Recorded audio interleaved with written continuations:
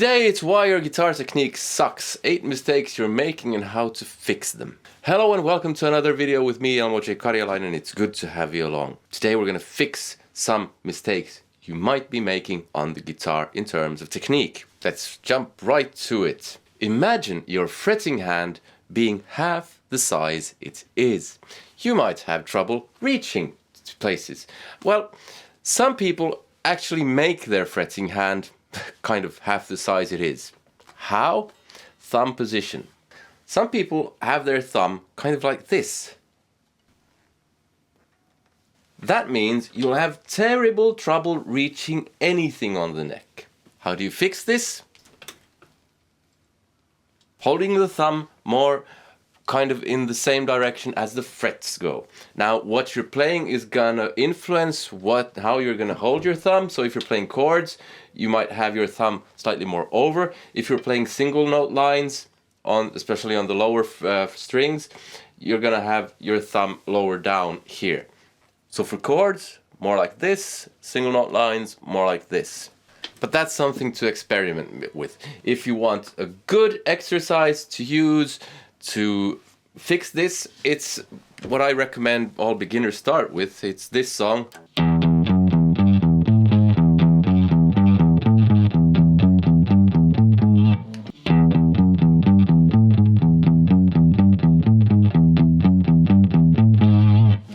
If you don't know that song, that's Peter Gunn theme. It's all on the low E string, 0, 0, 2, 0, 3, 0, 5, 4, and repeat.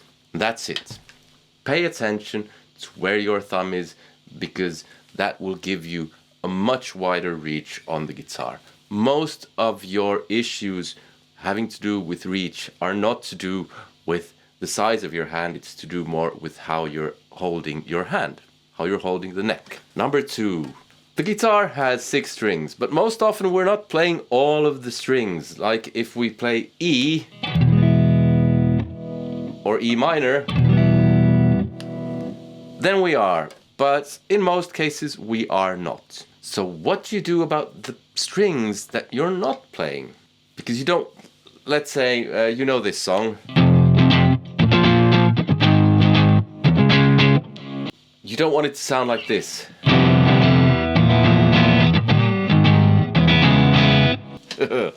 You mute the strings. There are 2 ways to mute. Basically, you have muting with the fretting hand and muting with your picking hand. First way of muting, you can experiment with this, is just with the picking hand, kind of moving it about a bit, experimenting. But in terms of what I just played, Smells Like Teen Spirit, it's all to do with your fretting hand.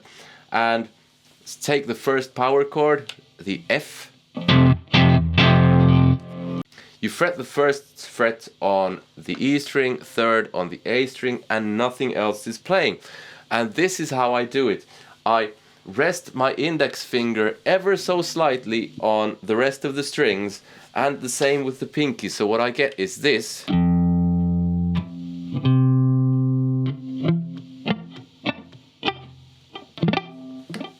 That makes no difference when you're playing the 1 and 3, this. What this means is you don't have to look at what you're doing here. You can just you can look at your audience, or you can look at your fretting hand. Then you move it to the next strings, and in that case you get the low E string, which has nothing. The way I do this is that I take my index finger and I lightly rest it on, touch the low E string, so I get, again, in the context of playing that riff, it makes no difference if that's the sound you're making.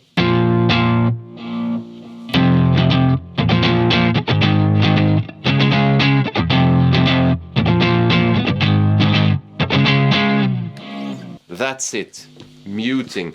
Also, you can play something like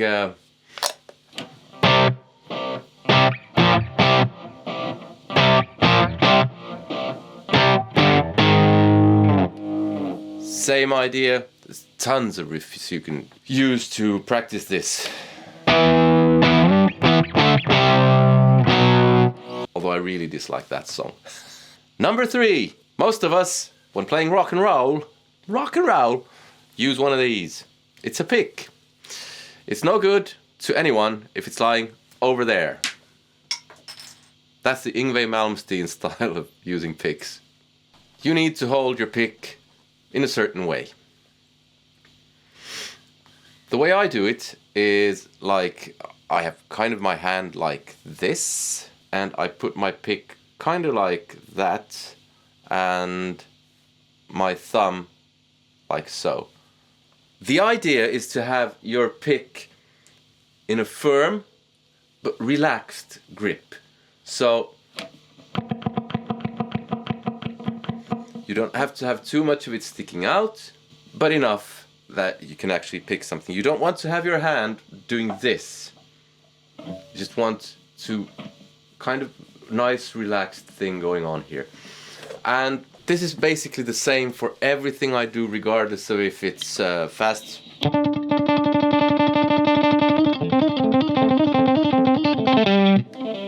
or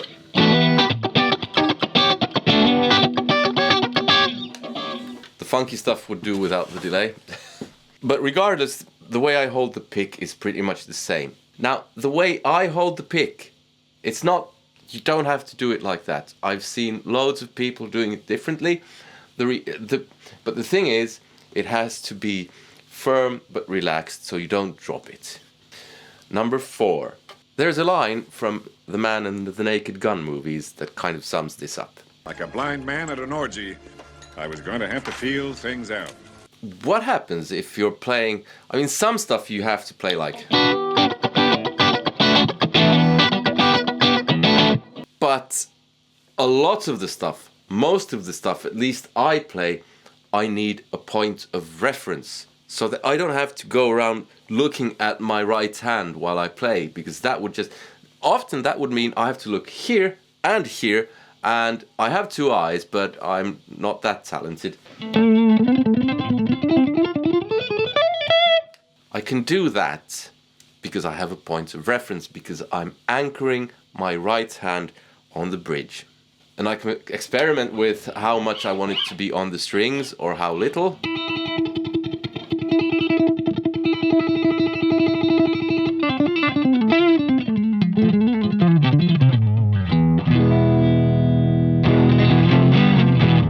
And that's one mistake people make. They hold their hand somewhere really weirdly, maybe here. Frank Zappa did this, kind of. And it might be that they move their whole hand when they're picking. Eddie Van Halen had this weird, this kind of motion when he tremolo picked, but he didn't really play fast picking lines as such. It was more legato stuff and that kind of thing. It worked for him. Definitely not bashing Eddie Van Halen. For a lot of things, anchoring your hand here gives you a point of reference. You kind of learn without looking which string you're playing, even though you have everything turned off. It's really good. Number 5. That kind of sound. Why do we get that sound? It's because we're pressing too close to the previous fret. So if we're playing fret 3, we're plething. We all plething. So we're pressing too close to the 2nd fret when we should be closer to the 3rd fret. And it doesn't take a lot of power to press when you press in the right place. If you want to practice this, there's a good one, the spider exercise, which is good for a lot of other things as well.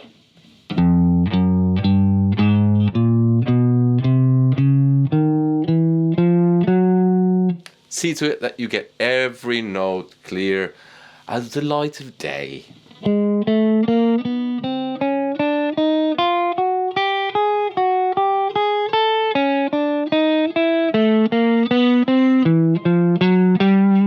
Ringing out like a newborn baby robin.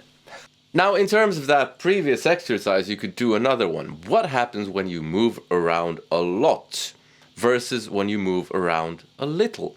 When you move around a little, you conserve energy. When you move around a lot, you use up a lot of energy.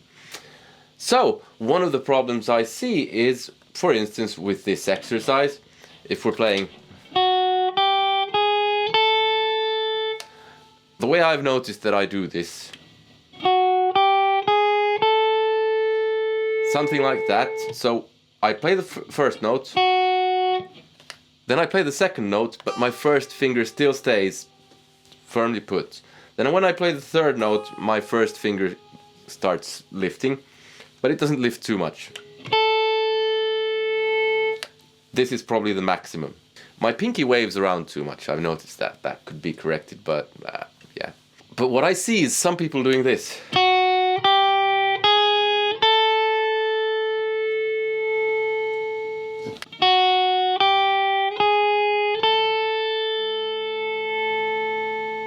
So their fingers lift really far off the fretboard, and there's no need for that. Just try to stick close to the fretboard.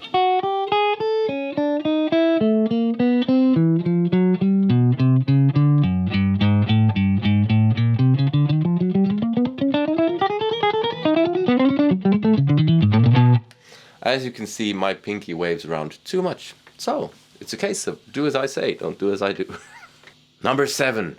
Now we're getting into your signature territory.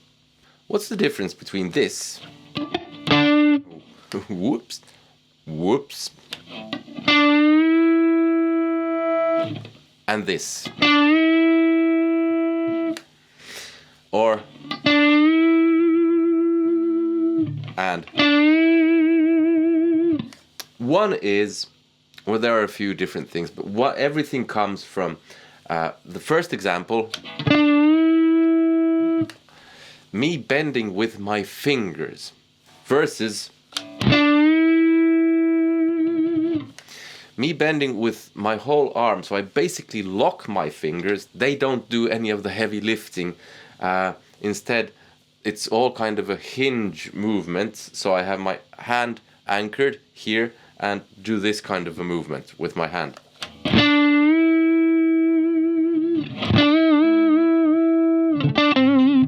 If you want to practice this, you can do the old Paul Gilbert. He suggested this. It's not his lick.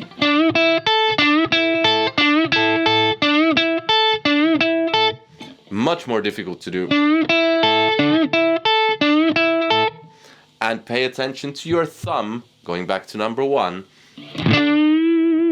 If you have it here, you get a lot more power and control.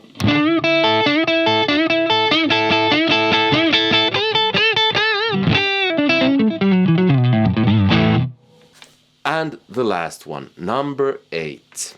Number 8 is, well, what is your signature as a guitar player if you're playing leads? I don't mean the city. You're over in Yorkshire. I don't do the Yorkshire accent. Or I could rephrase it. What's the difference between a piano player and a guitar player? Bending notes, vibrato.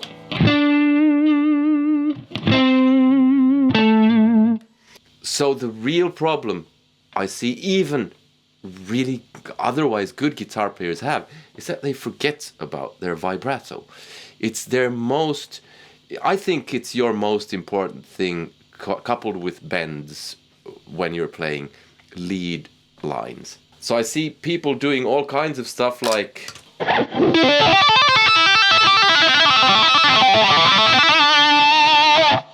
and then they do this. Or just ignore it completely. And they've practiced all the technique stuff and everything sounds like, wow, how can he play so fast? And the vibrato is horrible. That's where you need, that's what you need to sort out. Practice it, record yourself, listen to what you're doing and go, I don't like that, or I like that. Listen to other guitar players and figure out what kind of vibrato do you want, because there are loads of variations and whatever you like is fine, but you cannot ignore this. Absolutely. If you ignore this, I feel sorry for you. And it can be something like